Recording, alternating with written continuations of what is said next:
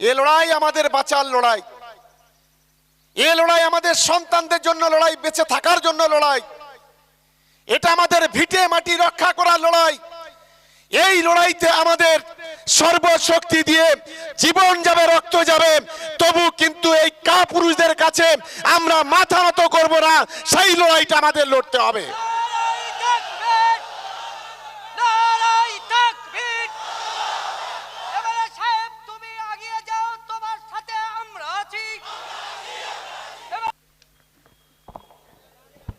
আচ্ছা, আসসালামু আলাইকুম। আজকে ওয়াকফ সংশোধনী বিলে যে সংশোধনী বিল কেন্দ্রের অপদার্থ সরকার যে বিল পাশের মধ্য দিয়ে গোটা দেশের সংখ্যালঘু সমাজকে একেবারে কোণঠাসা করতে চাইছে, বিপদে পরিচালিত করতে চাইছে, সেই বিল প্রত্যাহারের দাবিতে আজকে আমাদের খাগড়া গ্রাম, আমাদের এই মসজিদ কমিটি উদ্যোগে আজকে এখানে যে সভা, এই সভার সভাপতি আমার খুবই প্রিয় আমির হোসেন, মঞ্চে আমাদের মাওলানা সাহেব হুজুররা আছেন, মৌলভী সাহেব হুজুররা আছেন, ইমাম সাহেব হুজুররা আছেন, মুয়াজ্জিন সাহেবরা আছেন, আমাদের পীর সাহেবরা যারা আছেন, আমার সামনে উপস্থিত আমাদের মুসলিম সংখ্যালঘু সমাজের অনেকে আমার পিতৃতুল্য মানুষ আছেন, অনেকে আমার সমবয়স্ক আছেন, আমার বয়োজ্যেষ্ঠ আছেন, আমার ছোটরা আছেন। সকলকেই প্রথমেই একজন মুসলিম পরিবারের সদস্য হিসাবে আপনাদের সকলকে সালাম জানিয়ে আমি একটি কথা আমি আপনাদের সম্মুখে রাখি। দেখুন, আমরা জানি এই ভারতবর্ষে আমরা যারা বসবাস করি সবসময় আমরা আমাদের সংবিধানের বিষয়ে জানি, এবং সেই সংবিধানের প্রথমেই যে কথাটা লেখা আছে যে India is a secular country. Bharatvarsha একটি ধর্মনিরপেক্ষ দেশ, যে দেশে হিন্দু, মুসলমান, খ্রিস্টান, আদিবাসী, জৈন, পার্সি, নেপালি, মারাঠি, বিহারি, পাঞ্জাবি, সাঁওতালি সমস্ত ধর্মের মানুষ সেখানে বসবাস করতে পারবে, তার ধর্মচারণা করতে পারবে, তারা তাদের অধিকার নিয়ে কথা বলতে পারবে, তারা প্রত্যেকেই মাথা উঁচু করে বাঁচতে পারবে। আমাদের সংবিধান এই অধিকারটা কিন্তু দিয়েছে। এবং শুধু তাই নয়, যদি আপনারা দেখেন যে একটা রাজ্যে একজন যদি মুসলমান থাকে, সেই মুসলমানটা তার ধর্মচারণা করা তার অধিকার থাকবে। একজন হিন্দু যদি থাকে, সেই হিন্দু ভাইটা তারও ধর্মচারণার অধিকার থাকবে। স্বাধীনতার পর সেই সংবিধানকে সামনে রেখে, সংবিধানকে মর্যাদা দিয়ে একটা নয়, দুটো নয়, পাঁচটা নয়, সাতটা নয়, 15টা প্রধানমন্ত্রী আমাদের দেশে এসেছে। সংবিধানকে সামনে রেখে তারা কাজ করেছে। কিন্তু 2014 সালে 26শে জুন ভারতবর্ষের সংখ্যালঘুদের সামনে এক কালো দিন নেমে আসলো। দেশের প্রধানমন্ত্রী হলেন নরেন্দ্র মোদী। সবচাইতে বড় সাম্প্রদায়িক শক্তি যে আরএসএস, সেই আরএসএস এর মদতে, তার পৃষ্ঠপোষকতায় আমাদের দেশের প্রধানমন্ত্রী হলেন নরেন্দ্র মোদী। শুরু হলো একটার পর একটা পরিকল্পনা, গোটা দেশ জুড়ে কিভাবে সংখ্যালঘুদের নিধন করা হবে, গোটা দেশ জুড়ে সংখ্যালঘুদের উপরে কিভাবে তাণ্ডব চালানো হবে। আর তার যোগ্য সহায়তা দিতে শুরু করলেন এদেশের স্বরাষ্ট্রমন্ত্রী, যাকে হোম মিনিস্টার বলি আমরা। একটার পর একটা পরিকল্পনা শুরু হলো। আপনারা অনেকেই দেখেছেন, গত 2 বছর আগের ঘটনা আমরা, কারণ সারা বিশ্বের মানুষ দেখেছে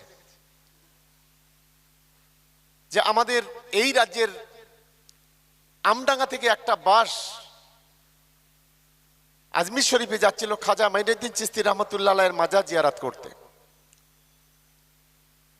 মাগরিবের নামাজ, উত্তরপ্রদেশ, নামাজের টাইম হয়েছে। বাসটা থামিয়ে রাস্তায় নামাজ আদায় করছেন, হঠাৎ করে আরএসএস এর লোকেরা, বিজেপির লোকেরা, বজরং দলের লোকেরা চতুর্দিক থেকে ঘিরে ফেলল। অপরাধ রাস্তায় নামাজ পড়া। প্রথমে কান ধরে উঠবোস, সারা পৃথিবীর মানুষ দেখেছে, সেই ভিডিও ভাইরাল হয়েছিল।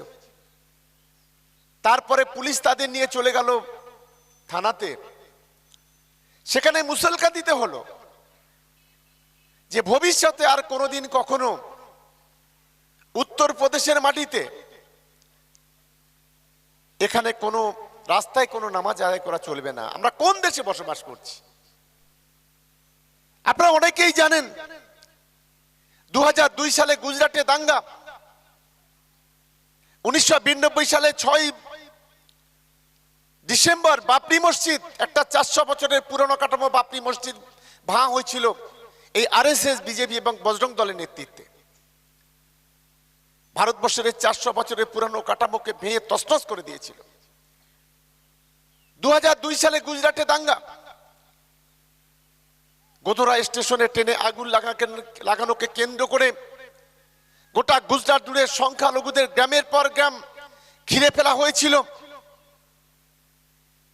একটা গ্রাম 90 জনকে খুন করা হয়েছিল, এক একটা গর্তে 10 জন 12 জনকে পুঁতে দেওয়া হয়েছিল। মা বোনেরা কেউ, সংখ্যালঘু মা বোনেরা কেউ ওদের হাত থেকে রেহাই পায়নি। গোটা গুজরাট জুড়ে গর্ভবতী মায়ের সন্তান পেট থেকে চিরে বের করে জয় শ্রীরাম ধ্বনি দিয়ে ত্রিশূলবিদ্ধ করা হয়েছিল। ভয়ঙ্কর পরিস্থিতি তৈরি হয়েছিল গোটা গুজরাট জুড়ে। গুজরাটের নারদাপুটিয়া বলে একটা জায়গা, একটা গ্রাম, কাপুরুষের দলেরা রাতের অন্ধকারে সেই গ্রামটাকে ঘিরে ফেললো। তারপরে সেই গ্রামে 18 থেকে 40 বছর পর্যন্ত যে সমস্ত মায়েরা বোনেরা, তাদের নিয়ে সারা রাত ধরে উন্মত্তের মতো তাণ্ডব চালিয়েছিল। এটা সারা বাংলার মানুষ, সারা পৃথিবীর মানুষ জানে, সারা দেশের মানুষ জানে।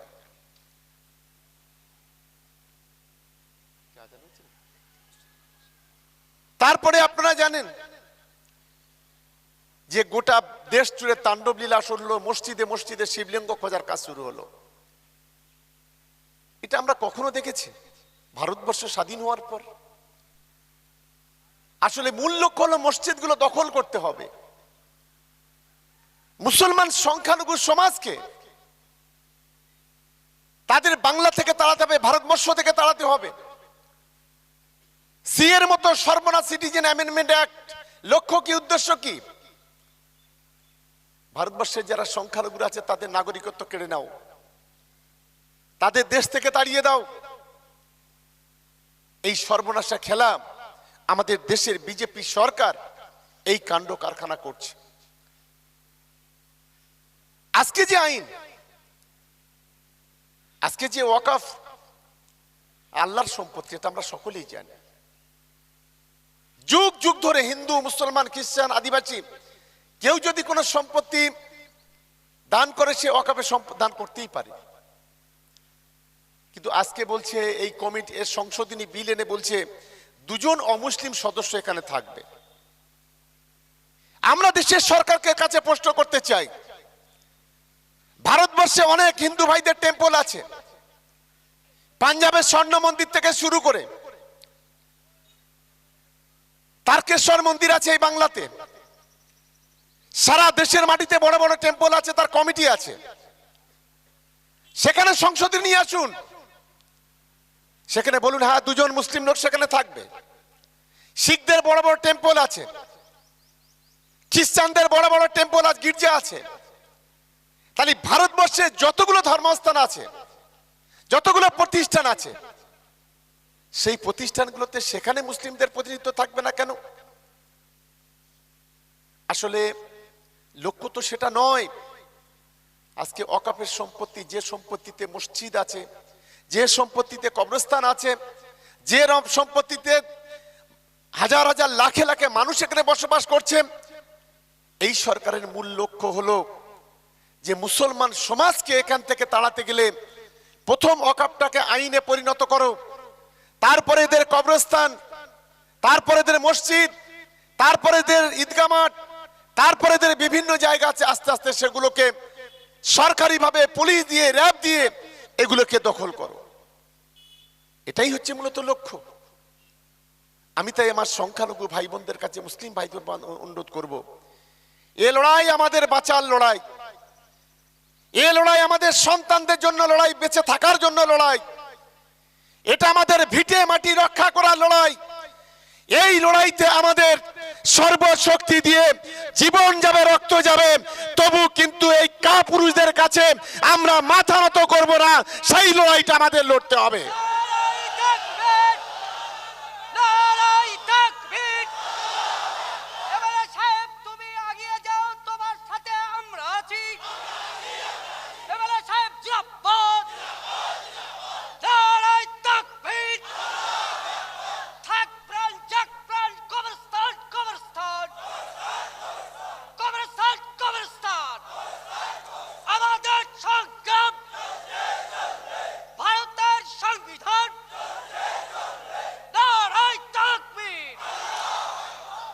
আমরা ধন্যবাদ, আমরা কৃতজ্ঞতা জানাবো আমাদের রাজ্য সরকারকে, রাজ্যের মাননীয় মুখ্যমন্ত্রীকে। তিনি ইতিমধ্যে তার ডিসিশন অনেকটা ক্লিয়ার করে দিয়েছেন এবং আগামী 16 তারিখ নেতাজি ইন্ডোর স্টেডিয়ামে আমাদের রাজ্যের, আমাদের ইমাম সাহেব হুজুরা, মজ্জেন সাহেব হুজুরা, মাওলানা সাহেব হুজুরা, পীর সাহেবরা, আমরাও এখান থেকে যাব, সমস্ত বিধায়করা থাকবেন। তিনি পরিষ্কার বলেছেন এবং গতকাল আপনারা আজকে কাগজে দেখেছেন, তিনি আমাদের মুসলমান সমাজের যারা মাথা আছে তাদের পরিষ্কার বলেছেন, কেন্দ্রীয় সরকার যত চেষ্টা করুক, বাংলাতে আমরা ওয়াকফ এটা আইন, এটাকে মেনে নেব না, তার বিরুদ্ধে আমাদের শেষ রক্তবিন্দু দিয়েও লড়াই চলবে। আমরা ধন্যবাদ জানাই। বিজেপি যদি মনে করে এটা তাদের বাপের সম্পত্তি, এই দেশটা তাদের বাপের, এটা ভুল করবে। যদি মনে করে এই বাংলাটা তাদের বাপের, এটা অনেকটা ভুল করবে। এটা গুজরাট নয়, এটা উত্তরপ্রদেশ নয়, এটা মহারাষ্ট্র নয়, এটা বাংলা। যে বাংলাতে প্রায় 33% মুসলমান সংখ্যালঘু মানুষেরা বসবাস করে। আজকের প্রতিদিন আপনারা দেখছেন মুসলমান সমাজকে অপমান করা হচ্ছে, মুসলমান সমাজকে জেহাদি বলা হচ্ছে, মুসলমান সমাজকে ক্রিমিনাল বলা হচ্ছে, মুসলমানই হচ্ছে সন্ত্রাসবাদী, মুসলমান মানেই হচ্ছে খুনি, মুসলমান মানেই হচ্ছে চোর ডাকাত। আমাদের এই রাজ্যের বিরোধী দল প্রতিদিন, প্রতিনিয়ত, বিশেষ করে বিজেপি আজ সংখ্যালঘু মুসলমানদের উপরে এই ধরনের নারকীয় তাণ্ডব চালাচ্ছে। আমাদের গর্জে উঠতে হবে। আপনারা সাম্প্রতিককালে দেখেছেন, গত কয়েকদিন আগে আমরা চাই হিন্দু মুসলমান কাঁধে কাঁধ মিলে সবাই একসাথে চলুক। আজকে একটা দোলযাত্রা হলো ভারতবর্ষের মধ্যে, পশ্চিমবাংলা যেখানে শান্তিপূর্ণভাবে গোটা বাংলায় দোলযাত্রা উৎসব হলো, কিন্তু আমাদের ভারতবর্ষের একটি রাজ্য উত্তরপ্রদেশ 189 খানা মসজিদকে তিরপল দিয়ে ঢাকতে হয়েছে, 189 খানা। কারণ ওই কাপুরুষের দলেরা মসজিদের গায়ে রং মেরে দেওয়া, মসজিদের ভিতরে ঢুকে নৃত্য করা, তাণ্ডব করা, এই ধরনের কর্মকাণ্ড করেছে। উত্তরপ্রদেশে একটা জেলা আছে শাহজাহানপুর, সেই জেলার একটা রেওয়াজ আছে, রীতি আছে, দোল খেলার পর সেখানকার সেই ধর্মের মানুষ তারা একে অপরের জুতো ছুঁড়ে মেরে আনন্দ উপভোগ করে। 89 খানা মসজিদ সেখানে চট দিয়ে ঢাকতে হয়েছে। দিল্লিতে রাস্তায় নামাজ পড়ছে, জুম্মার নামাজ, পুলিশ গিয়ে লাথি মেরে, বুকে লাথি মারছে, পেটে লাথি মারছে, আপনারা দেখেছেন ভিডিওতে। এই ধরনের তাণ্ডব চালানো হচ্ছে। দেশের সরকার রাষ্ট্রীয় মদতে আজ দেশের গরিব মানুষের, সংখ্যালঘুদের অধিকার কেড়ে নেওয়ার যে চক্রান্ত, তার বিরুদ্ধে আগামী দিনে মসজিদে মসজিদে, মাদ্রাসায় মাদ্রাসায়, পাড়ায় পাড়ায়, গ্রামে গ্রামে আমাদের গর্জে উঠতে হবে। এই লড়াই আমাদের জীবনের সবচাইতে বড় লড়াই। এই লড়াই ভারতবর্ষের সংখ্যালঘুদের বাঁচার লড়াই। এই লড়াই আমাদের সবকিছু রক্ষার লড়াই। এই লড়াইতে কেউ ঘরে বসে থাকলে চলবে না। আজ যারা আমাদের অধিকারটা কেড়ে নিচ্ছে, একদিন তাদের অধিকার আমাদের কেড়ে নিতে হবে, সেই মানসিকতা নিয়ে আমাদের এগোতে হবে। বিজেপির কালো হাত ভেঙে দাও, বিজেপির কালো আইন মানছি না, মানব না। নারায়ে তাকবীর, এমএলএ সাহেব জিন্দাবাদ, এমএলএ সাহেব জিন্দাবাদ। 25 তারিখে আপনারা জানেন যে ব্রিগেডে একটা সভা আছে। 26 তারিখ আমি সকলকেই এই সভাতে যাওয়ার জন্য আমি অনুরোধ করব। পাশাপাশি আমরা আমাদের দলের পক্ষ থেকে আগামী 20 তারিখ রবিবার ভাঙড় বিধানসভার ক্যানিং পূর্ব বিধানসভায় 50,000 মানুষের এক প্রতিবাদ মিছিল আমরা ভাঙড়ের মাটিতে করার জন্য ইতিমধ্যে প্রস্তুতি নিয়েছি। আমি এই এলাকায় বিশেষ করে আমাদের সংখ্যালঘু সম্প্রদায়ের আমাদের ভাই বোনেরা যারা আছেন, আমাদের দলের যারা কর্মকর্তা আছেন, আমি সকলকে অনুরোধ করব, আমাদের এই 50,000 70,000 মানুষের জমায়েত আমাদের করতে হবে।